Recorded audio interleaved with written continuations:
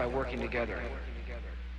We can win the first war of the 21st century, and that is the war of cold-blooded killers against cold-blooded killers. The first war of the 21st century, cold-blooded killers against cold-blooded killers. The human mind is like a computer. No matter how efficient it may be, its reliability is only as great as the information fed into it. If it is possible to control the inputs of the human mind, then no matter how intelligent a person may be, it's entirely possible to program what he will think. And yes, it's even possible to program people to laugh at the mere mention of the word conspiracy. Using television is the prime example of how mental programming and mind control works. Television is the most powerful weapon of psychological warfare in history. And yet television, for many people, is a member of the family in the household. Why don't we do this? Why don't we look at all of those options?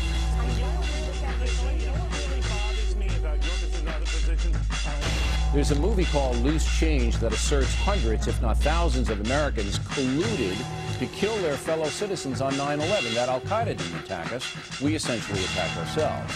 This fairy tale ranks up there with the Holocaust deniers on the vicious scale. We are living in a virtual reality. We're living in a totally controlled environment, an environment that has been created by mass media. Now, many people, especially young people, accept unquestioningly the reality that is presented by the media. Popular culture, movies, television, music, carry messages about how society works and how people should behave.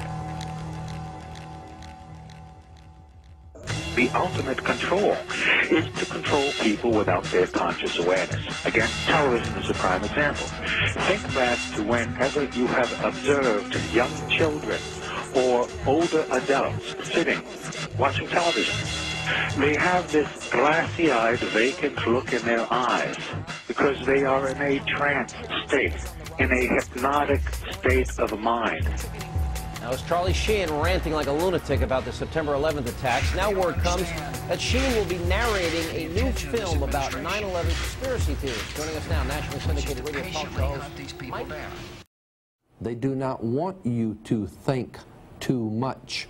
That is why our country and our world has become so proliferated with entertainments, mass media, television shows, amusement parks, drugs, alcohol, and every kind of entertainment to keep the human mind entertained so that you don't get in the way of important people by doing too much thinking.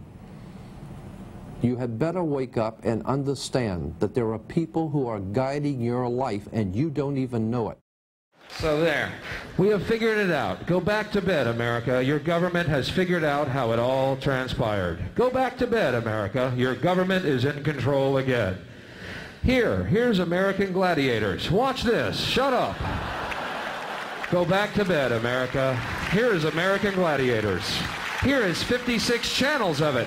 Watch these pituitary retards bang their fucking skulls together and congratulate you on living in the land of freedom. Here you go, America. You are free to do as we tell you. You are free to do as we tell you. Oh, good. Honey, I heard on the news that they figured out that the gun, what happened is that there's an echo and that Kennedy was asking Jackie what it was, and that's why his head flew up. Honey, what time's Gladiators on? Are we missing it? Woo, I'm so glad we're free, honey. There has been a long-held consolidation of ownership of the different medias, press, publishing, film, music, television, consolidated ownership into the hands of very few individuals, the multinational corporations. Today, there are half a dozen multinational corporations that are controlling the information and entertainment choices that people have. The truth of the matter is that increasingly what we see, what we hear, and what we read is being controlled by fewer and fewer large multinational corporations. People don't appreciate this. You know, in the last days of the Soviet Union, you had dozens of newspapers, dozens of magazines, all kinds of radio and television stations. The only problem is that all of that media was controlled by the Communist Party of the Soviet Union or the government of the Soviet Union. We are moving in that direction. There is an illusion of choice that's maintained when you can have 100 channels on your cable system, and how many movies did the studios release a year now? All these different studios, and the music industry with so many labels, and magazine stands that go on and on and on forever. Well, the owners are a handful, 5, 6 different companies. 90% of the top cable channels are owned by the same giants that own the TV networks and the cable systems.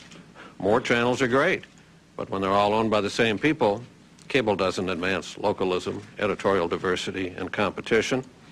And those who believe the internet alone will save us from this fate should realize that the dominating internet news sources are controlled by the same media giants who control radio, TV, newspapers, and cable.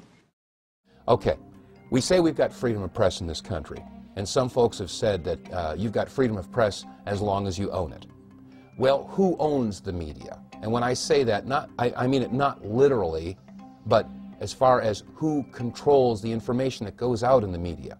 An example, NBC is owned by General Electric, and General Electric is one of the top 10, if not top 5 defense contractors. Is NBC going to expose a news story that might in some way impede a contract negotiation, which can mean a lot of money for General Electric? I don't think so. So the point here is that we have elected officials, both Republicans and Demopublicans, that cater to who? Certainly not the common people. We don't have the huge amounts of money to contribute to their election campaigns.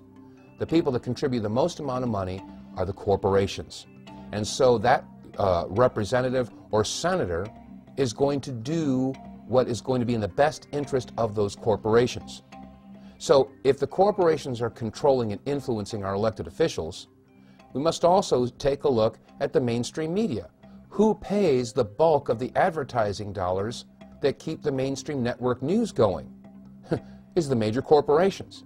So what we have now is we have corporate control of elected officials, corporate control of the media, and this is why some people are now calling it the corporate Borg, because they have assimilated several different areas of our entire society. The corporations control agriculture, technology, manufacturing, industry, education, communication. They control our elected officials. This is not a government of, by, and for the people. It is a government of, by, and for the corporation.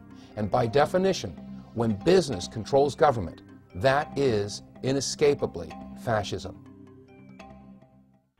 Now, there are two primary means by which people are manipulated and controlled. One is very simple, very basic, and that is simply the control of information and the control of, if we don't have all of the facts on any particular topic, then our judgment is going to be no better than the quality of our information. America forms its opinions by information that's provided to them. And common sense will tell you that if the information that you get from your mainstream media is misinformation or disinformation or even a lie, then common sense will tell you that the opinion is an extension of the lie. Now, unfortunately, America, and indeed the rest of the world, is getting information that's being massaged, it's being spun, it's being prepared for them for consumption. Television is a massive mass hypnotist to the global mind. And what happens is it is implanting a belief in reality by the minute, and then once we take on that belief implanted, when information enters the eyes, we edit it on the basis of that belief. And so what the global population is subjected to, suffering from, is actually literally mass hypnosis.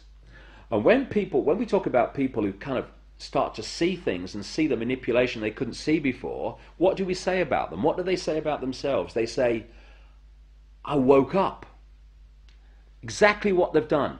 When people start to go, hey, I can see it now, it's like someone has gone along, like the hypnotist, and clicked their fingers, and it's like, oh, I can see it now. Mass hypnosis. And that is the greatest hypnotist on the planet, and that's